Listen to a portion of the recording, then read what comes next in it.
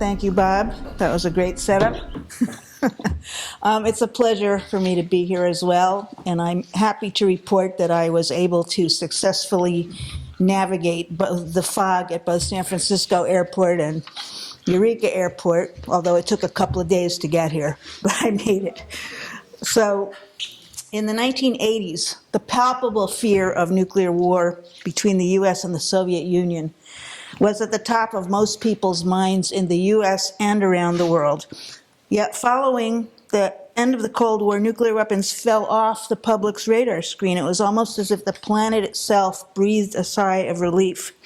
People around the world hoped and believed that they had escaped a nuclear holocaust and largely put nuclear weapons out of their minds. Most people believed that the threat of nuclear war had ended, but it hadn't. Deeply embedded in the U.S. military-industrial complex, military planners and scientists at the nuclear weapons labs conjured up new justifications to sustain the nuclear weapons enterprise. In 1991, Colin Powell, then chair of the Joint Chiefs of Staff, following the collapse of the Soviet Union, declared, quote, "We no longer have the luxury of having a specific threat to plan for. What we plan for is that we're a superpower, we're the major player on the world stage with responsibilities and interests around the world." In fact, U.S. national security policy has been remarkably consistent in the post-World War II and post-Cold War eras, despite dramatically changed geopolitical conditions and very different presidential styles, to say the least. Deterrence, the threatened use of nuclear weapons, has been reaffirmed as the cornerstone of U.S. national security policy by every president, Democrat or Republican, including Obama, since 1945, when President Harry Truman, a Democrat, oversaw the atomic bombings of Hiroshima and Nagasaki. Russia and other would-be superpowers have increasingly modeled their own national security policies and their economies on the U.S. model. In fact, nuclear weapons are already being used by Russia, the U.S., and NATO to provide top cover for their conventional military operations. In February of last year, Admiral Charles Richard, head of U.S. Strategic Command, in charge of nuclear war planning, wrote, quote, "We must acknowledge the foundational nature of our nation's strategic nuclear forces as they create the maneuver space for us to project conventional military power strategically," end quote. We're clearly seeing this concept being played out by Russia in the Ukraine. Richard also warned, quote, "There's a real possibility that a regional crisis with Russia or China could escalate quickly to a conflict involving nuclear weapons if they perceived a conventional loss would threaten the regime or state." We're living in a time of extraordinary nuclear dangers. All of the nuclear-armed states are modernizing their nuclear arsenals. With Russia's illegal war of aggression on Ukraine, which could eventually draw the militaries of the U.S., its NATO allies, and Russia into direct conflict, exacerbated by Russia's repeated threats to use nuclear weapons, the specter of nuclear war has risen to its highest level since the 1962 Cuban Missile Crisis. Other festering nuclear flashpoints include Taiwan, the Korean Peninsula, South Asia, and the Middle East. The scale and tempo of war games by nuclear-armed states and their allies, including nuclear drills, are increasing. Ongoing missile tests and frequent close encounters between military forces of nuclear-armed states exacerbate nuclear dangers. While our nuclear worries have mainly been focused on Russia of late, on October 9th, just a few days ago, North Korea fired 2 ballistic missiles, the 7th such launch since September 25th. According to North Korea's state news agency, KCNA, the recent flurry of missile tests was designed to simulate showering South Korea with tactical nuclear weapons as a warning, and this was done in response to large-scale Navy drills by South Korean and U.S. forces. KCNA reported that the various tests simulated targeting military command facilities, striking main ports, and neutralizing airports in the South to deliver a strong message of war deterrence. The North Korean Ministry of Defense also warned that the U.S. recent deployment of the aircraft carrier Ronald Reagan near the Korean Peninsula is causing a, quote, considerably huge negative splash, end quote, in regional security, and it defended its recent missile tests as a, quote, righteous reaction, end quote, to intimidating military drills between its rivals. So these are some of the dynamics that are at play, the geopolitical dynamics. The Russian leadership's latest nuclear threats have raised public anxiety about the possibility of nuclear war. But in reality, we've been living under the shadow of the mushroom cloud continuously since 1945. In 1982, at the height of the Cold War, Swedish Prime Minister Olof Palme's Independent Commission on Disarmament and Security Issues published a report which introduced the concept of common security, the notion that nations and peoples can only feel safe when their counterparts feel safe. To mark the 40th anniversary of this landmark report, the Olof Palme International Center, International Peace Bureau, and International Trade Union Confederation issued a new report called Common Security 2022 for Our Shared Future.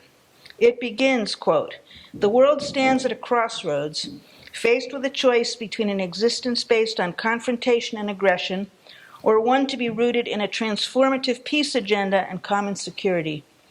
In 2022, humanity faces the existential threats of nuclear war, climate change, and pandemics. This is compounded by a toxic mix of inequality, extremism, nationalism, gender violence, and shrinking democratic space. How humanity responds to these threats will decide our very survival, end quote. It's against this backdrop that the first meeting of states parties to the Treaty on the Prohibition of Nuclear Weapons, or TPNW, and the 10th Review Conference of the Nuclear Nonproliferation Treaty, or NPT, took place this summer.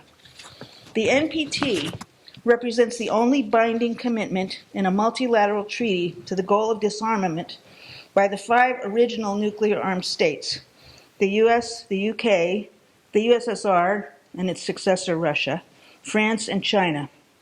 In Article 6, all states, including the nuclear-armed states, pledged, quote, to pursue negotiations in good faith on effective measures relating to cessation of the nuclear arms race at an early date and to nuclear disarmament, end quote. In Articles 1 and 2, non-nuclear armed states pledged not to acquire nuclear weapons or transfer them to other states.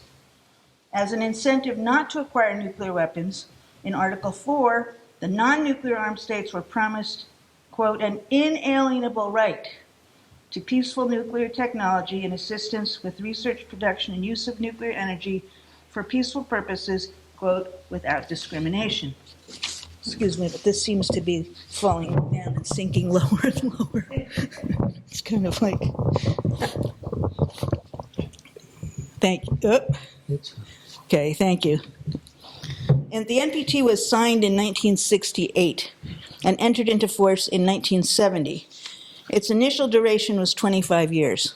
In 1995, the treaty was extended indefinitely with a review conference to be held every 5 years.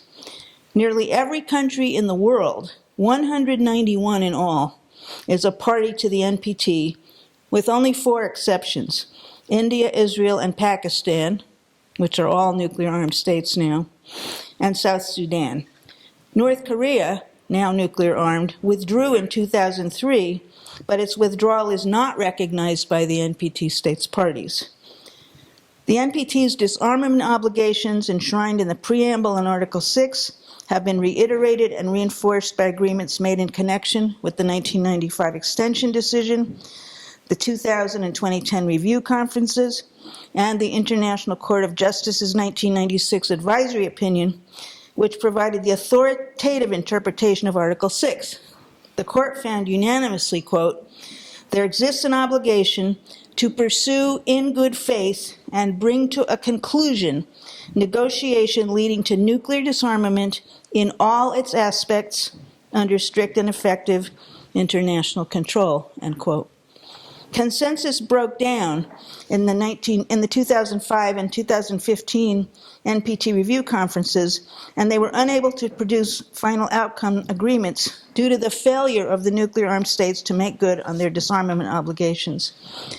The failure of the 2015 NPT review conference also provided impetus for negotiation of the TPNW at UN headquarters in New York in 2017. The treaty entered into force on January 22, 2021. Framed in terms of deep concern about the catastrophic humanitarian consequences that would result from any nuclear weapons use, the TPNW prohibits states parties from developing, testing, producing, manufacturing, transferring, possessing, stockpiling, using, or threatening to use nuclear weapons, or allowing nuclear weapons to be stationed on their territory, and prohibits them from assisting, encouraging, or inducing anyone to engage in any of these activities. The TPNW also requires state parties to provide assistance to victims of nuclear use or testing under its jurisdiction, and to undertake environmental remediation of areas under its jurisdiction contaminated by testing or the use of nuclear weapons. The first meeting of the TPNW states parties took place in Vienna, Austria in June of this year, where they adopted the Vienna Declaration and the 50-point Vienna Action Plan. There are currently 91 signatories and 68 states parties to the treaty. While all of them are non-nuclear armed states parties to the NPT, the TPNW is binding only on those states which have signed and ratified it. In the Vienna Declaration, states parties expressed their alarm and dismay at threats to use nuclear weapons and condemned unequivocally, quote, any and all nuclear threats, whether they be explicit or implicit, and irrespective of circumstances, end quote. Affirming that the TPNW is needed more than ever in these circumstances, the states parties resolved to, quote, move forward with its implementation with the aim of further stigmatizing and delegitimizing nuclear weapons and steadily building a robust global peremptory norm against them, end quote. They also reaffirmed the complementarity of the treaty with the NPT, and undertook to contribute to support the NPT and all measures that can effectively contribute to nuclear disarmament. While the states parties to the TPNW feel that negotiating the treaty was a good faith effort to implement Article 6 of the NPT, the nuclear-armed states parties to the NPT are hostile to the TPNW, asserting that it undermines the NPT. Since no nuclear-armed state or state under a nuclear umbrella has joined the TPNW, it is not yet a disarmament treaty. I find it somewhat ironic that the only concrete obligation the states parties to the TPNW can undertake at this point is victim assistance and environmental remediation resulting from nuclear use and testing that they were not responsible for. At the close of the month-long NPT review conference on August 26th of this year, states parties meeting at the UN in New York were unable to agree on the text of a final document. While the proximate cause was Russia's refusal to accept language about its military occupation of the Zaporizhia nuclear power plant in Ukraine, it was clear that many governments were dissatisfied with the draft final document, feeling that it was weak and lacking benchmarks, timelines, and measurable goals for nuclear disarmament. While the nuclear-armed states had apparently been willing to accept vague recommitments to previous obligations in the draft final document, they were not willing to commit to any concrete pathway to get there. In the draft document, the 4 other nuclear-armed states must have known that Russia would block. This can only be viewed as the epitome of bad faith during a 4-week festival of double standards, hypocrisy, and outright lying by the nuclear-armed states. As Ambassador Kment said on behalf of Austria, quote, we hope that a deeply unsatisfactory review of this review conference will serve as a wake-up call. Austria will not tire in our work to implement the NPT and the TPNW. We have no other choice given the existential dangers and risks of nuclear weapons, end quote. In 1946, Lewis Mumford wrote, quote, "You cannot talk like sane men around a peace table while the atomic bomb itself is ticking beneath it. Do not treat the atomic bomb as a weapon of offense. Do not treat it as an instrument of the police. Treat the bomb for what it is, the visible insanity of a civilization that has ceased to worship life and obey the laws of life," end quote.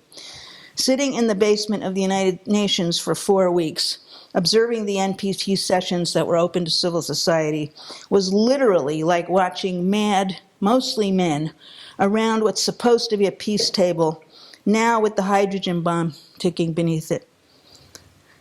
The failure of the 2022 NPT Review Conference, due to the intransigence of the nuclear-armed states in the face of new arms racing, the long-term viability of the NPT is being questioned by some.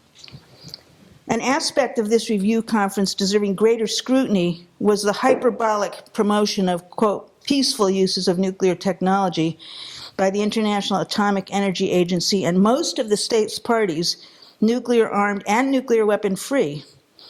As I said, Article 4 of the NPT confers upon all states parties an inalienable right to peaceful nuclear technology.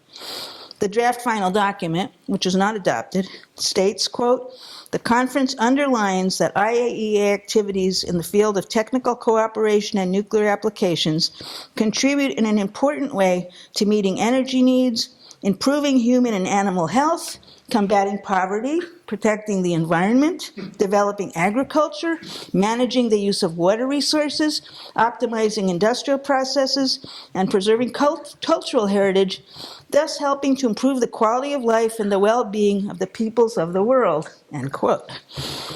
In contrast to the lack of measures to advance nuclear disarmament going forward, the draft final document included a long list of specific activities to further promote and expand peaceful uses of nuclear technology. Listening to the government's statements and reading their working papers, one might be led to believe that nuclear energy will solve all of the world's problems. Yet most, if not all, nuclear technology is inherently dual use, meaning it has the potential to be weaponized. Against the background of ongoing proliferation concerns and palpable alarm about growing dangers at Zaporizhzhia, no one questioned the wisdom of re-legitimizing and reinvesting in so-called peaceful nuclear technology. An examination of this paradox is called for. The hard truth is that neither the NPT nor the TPNW can achieve disarmament for the foreseeable future because it is clear that none of the nuclear-armed states are willing to reimagine a global system based on common security rather than on nuclear coercion, euphemistically called deterrence. We cannot leave our future survival to our national governments.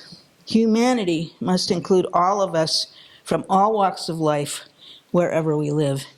As Mahatma Gandhi observed, quote, "The moral to be legitimately drawn from the supreme tragedy of the bomb is that it will not be destroyed by counter-bombs, even as violence cannot be by counter-violence.